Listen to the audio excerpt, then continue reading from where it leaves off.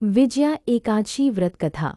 एक समय देवर्षि नारद जी ने जगत पिता ब्रह्मा जी से कहा, महाराज, आप मुझसे फाल्गुन मास के कृष्ण पक्ष की एकादशी विधान का कहिए। ब्रह्मा जी कहने लगे कि हे नारद, विजया एकादशी का व्रत पुराने तथा नए पापों को नाश करने वाला है।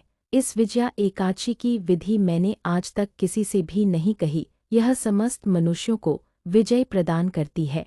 त्रेता युग में मर्यादा पुरुषोत्तम श्री रामचंद्र जी, जो विष्णु के अंशावतार थे, जब उनको 14 वर्ष का वनवास हो गया, तब वे श्री लक्ष्मण तथा सीताजी सहित पंचवटी में निवास करने लगे। वहां पर दुष्ट रावण ने जब सीताजी का हरण किया, तब इस समाचार से श्री रामचंद्र जी तथा लक्ष्मण अत्यंत व्याकुल हुए और सीताजी की खोज में चल दिए।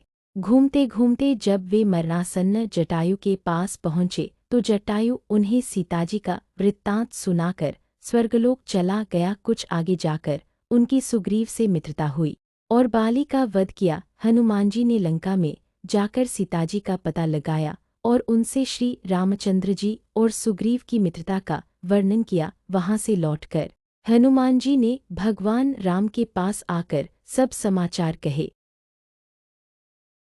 श्री रामचंद्र जी ने वानर सेना सहित सुग्रीव की संपत्ति से लंका को प्रस्थान किया। जब श्री रामचंद्र जी समुद्र के किनारे पहुंचे, तब उन्होंने मगरमच्छ आदि से युक्त उस अगाध समुद्र को देखकर लक्ष्मण जी से कहा कि इस समुद्र को हम किस प्रकार से पार करेंगे।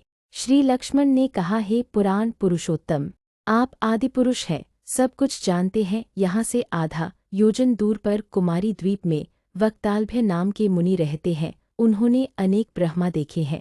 आप उनके पास जाकर इसका उपाय पूछिए। लक्ष्मण जी के इस प्रकार के वचन सुनकर श्री रामचंद्र जी वक्तालभ्य ऋषि के पास गए और उनको प्रणाम करके बैठ गए। मुनि ने भी उनको मनुष्य रूप धारण किए हुए पुराण पुरुषोत्तम समझकर उनसे पूछा कि हे राम, आपका आना कैसे हुआ। रामचंद्र जी कहने लगे कि हे ऋषि, मैं अपनी सेना सहित यहाँ आया हूँ और राक्षसों को जीतने के लिए लंका जा रहा हूँ। आप कृपा करके समुद्र पार करने का कोई उपाय बतलाइए, मैं इसी कारण आपके पास आया हूँ।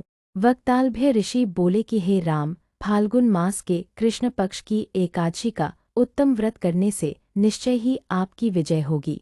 साथ ही आप समुद्र भी अवश्य पार कर लेंगे। इस व्रत की विधि यह है कि दशमी के दिन स्वर्ण, चांदी, तांबा या मिट्टी का एक घड़ा बनाएं। उस घड़े को जल से भरकर तथा 5 पल्लव रख वेदिका पर स्थापित करें। उस घड़े के नीचे सतंजा और ऊपर जौ रखें। उस पर श्रीनारायण भगवान की स्वर्ण की मूर्ति स्थापित करें। एकादशी के दिन स्नानादि से निवृत्त होकर धूप, दीप, नैवेद्य, नारियल आदि से भगवान की पूजा करें।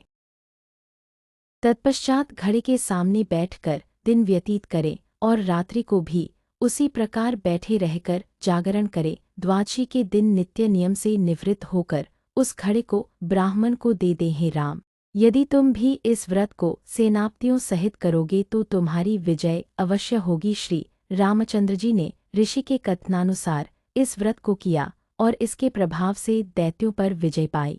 अत हे राजन, जो कोई मनुष्य विधिपूर्वक इस व्रत को करेगा, दोनों लोकों में उसकी अवश्य विजय होगी। श्री ब्रह्मा जी ने नारद जी से कहा था कि हे पुत्र, जो कोई इस व्रत के महात्म्य को पढ़ता या सुनता है, उसको वाजपेयी यज्ञ का फल प्राप्त होता है।